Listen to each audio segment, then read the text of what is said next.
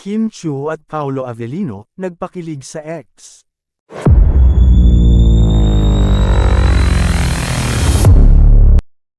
Kilig na naman ang Kim Pao fans sa bagong palitan ng post nina Kim Chiu at Paolo Avellino sa X, dating Twitter. Number 1 movie kasi ngayon sa isang streaming app ang Elevator, ni Paolo Avellino. Isang araw nga matapos itong lumabas sa nasabing streaming platform ay nanguna na kaagad ito. Pero maski hindi bahagi si Kim sa nasabing movie ay todo ang suporta niya kay Paolo.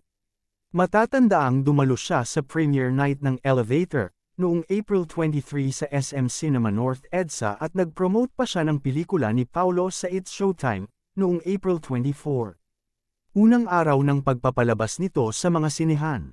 Ngayon naman nga ay binati ni Kim ang kanyang ka-love team sa X dahil sa achievement ng pelikula sa streaming app.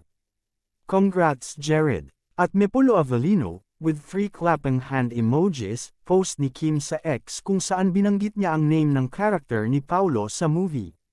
Reply naman ni Paolo, "Thank you Chanita," with praying hands or gratitude emoji. Iba nga ang dating sa Kim Pao fans ang pagtawag ni Paolo kay Kim ng Chanita, na talaga namang nagpakilig sa kanila.